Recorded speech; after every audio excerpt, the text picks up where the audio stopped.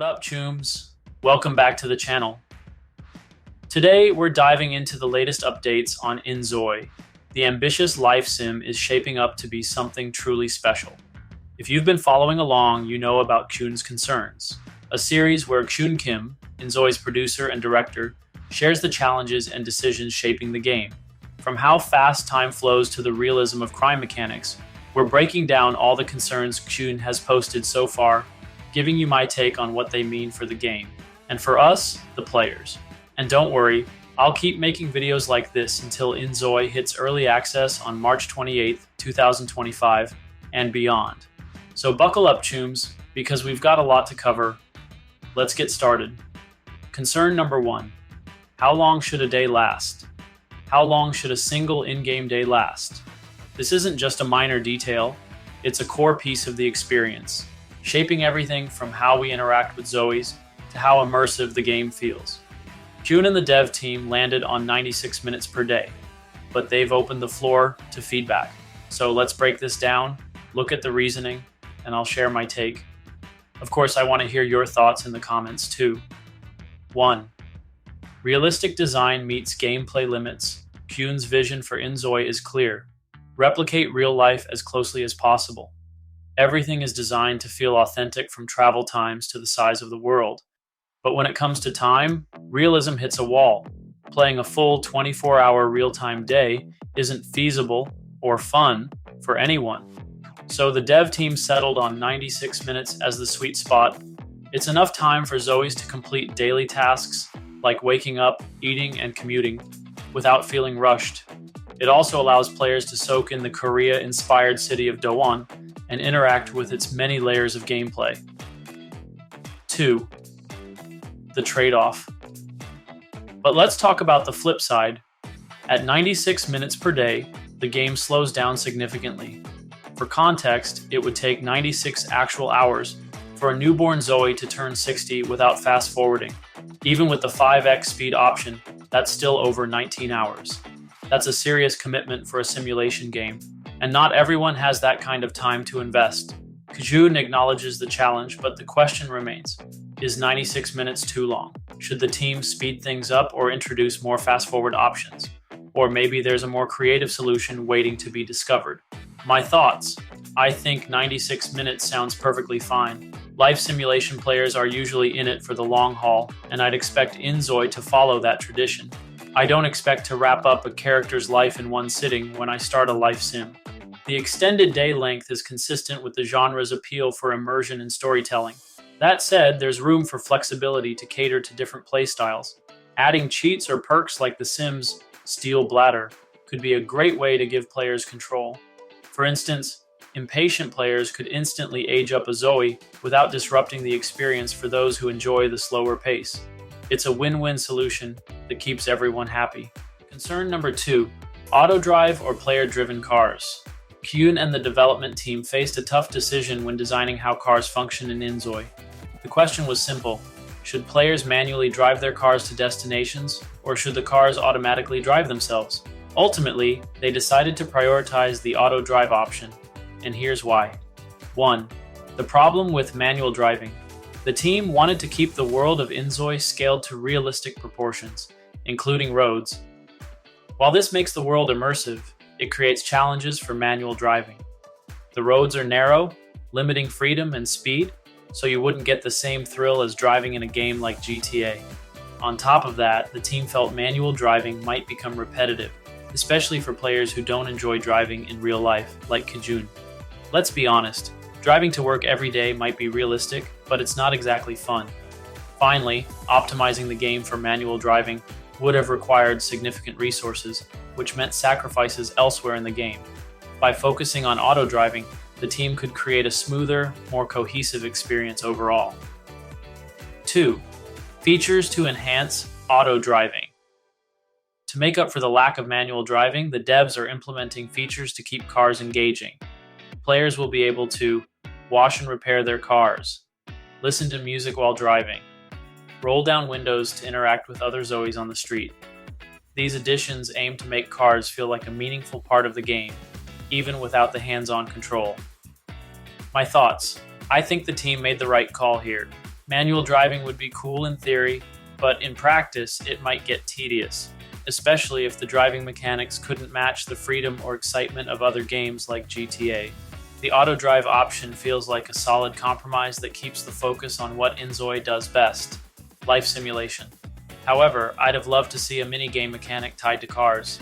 Imagine a feature where players could test their customized car builds in simulated rabbit hole races against others based on their vehicle specs.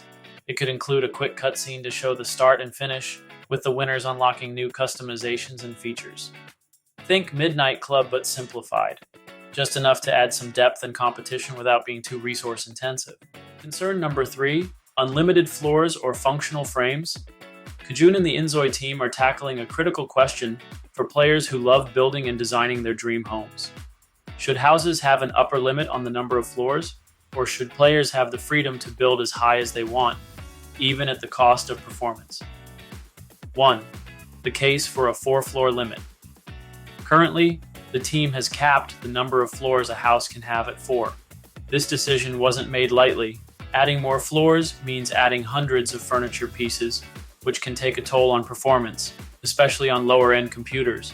To keep the game accessible and enjoyable for as many players as possible, the team has been hard at work on optimization and graphics options. The concern is that unlimited floors could lead to performance drops, and players might misinterpret that as poor optimization, which would reflect unfairly on the dev team. 2. The case for unlimited floors. On the flip side, unlimited floors would allow for more creative freedom in build mode, which is one of Kjun's favorite aspects of the game. For players who enjoy pushing the limits of their imagination, removing the cap would be a dream come true. One potential compromise the team is considering is adding a toggle for unlimited floors with a warning. Enabling this option may not allow for optimal simulation and gameplay. This would give players the choice while keeping the default experience optimized. My thoughts. I think the 4-floor limit makes sense for accessibility and performance, but I also love the idea of giving players the freedom to decide for themselves. If implementing unlimited floors as a toggle doesn't compromise development time for other features, it could be a fantastic option. However, I take it one step further. Adding incentives for designing within the 4-floor limit could make the feature more dynamic. For example, there could be a system that rewards players for efficiently managing smaller spaces. Think points for creativity or bonuses for functional design. At the same time, offering the unlimited floors toggle with a warning gives hardcore builders the freedom they crave without impacting others' experience. Concern number 4, who gets credit on Canvas? So, let's talk creativity, because Canvas, InZoi's new sharing platform, is about to let us flex those design muscles like never before. Whether you're rocking Photoshop and Blender like a pro, or just want to dabble with a beginner-friendly toolset, Canvas is here to make your creations shine. But here's the thing, creativity deserves credit. Kjun and the dev team are diving headfirst into a tricky but important topic: how to properly protect and designate authorship for assets shared on Canvas. Nobody wants to spend hours designing something incredible just to have their name erased or forgotten, right? 1. The proposed rules for authorship. Here's the foundation the dev team has laid out to keep things fair. When you upload an original asset to Canvas, you're listed as the author, and that title stays with you no matter what. The exception? Customized rooms of houses? Those don't get authorship designations. For full presets, like a complete character, each part, face, outfit, etc., will display its respective authors alongside the overall creator. If someone downloads your asset and makes edits, guess what? You're still the OG creator. The only time authorship changes is when an asset gets completely overwritten with a default preset and then edited. Pretty solid rules, right? They prioritize recognition for creators while still letting others enjoy, tweak, and share assets freely. 2. Why authorship matters. Let's be real. This isn't just about credit. Authorship is about respect. It's about acknowledging the time, effort, and heart that goes into creating something special. But beyond that, it also sets the stage for some exciting opportunities down the line. For example, what if Canvas became a full-blown marketplace where creators could sell or trade assets? If that ever happens, A robust authorship system is critical, and even without monetization, features like co-authorship for team projects or a verified creator ranking system could make the platform way more dynamic. My thoughts. Honestly, I think the current rules are a great starting point. They're simple, clear, and put creators first. But if we're dreaming big, I'd love to see some extra features added. Co-authorship for collaborative creations would be a game changer. Imagine teaming up with friends or other players to design something epic and sharing the credit equally.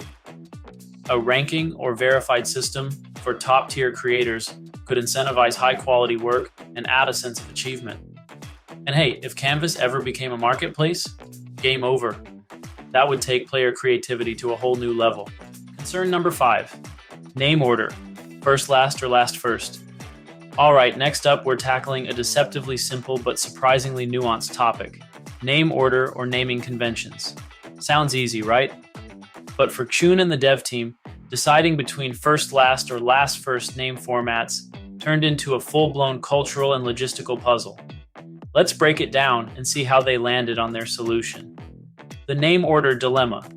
In Korea and many East Asian cultures, names are traditionally written as last first. For example, Kjun's name would be Kim Hyung-jun. But in English-speaking countries and beyond, we're used to the first-last format, making it Hyung-jun Kim. At first, the team tried matching the name order to each city in the game. Last first for the Korea-inspired Dowon and first last for the America-inspired Bliss Bay. It made sense until they realized players could mix cultural contexts. An American player might live in Dowon, or a Korean player might settle in Bliss Bay. Suddenly, the neat city-based system didn't feel so neat. 2. The new approach, player-centric names.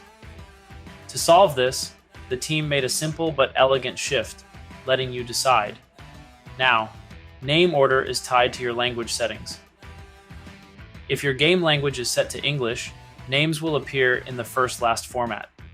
If your game language is set to Korean or another East Asian language, names will display as last first. This approach ensures that names feel natural and familiar, no matter where you're from. It's a small detail, but it speaks volumes about the team's dedication to making InZoi feel welcoming to players from every background. My thoughts. I love this solution. It's simple, customizable, and respectful of cultural differences. What more could you ask for?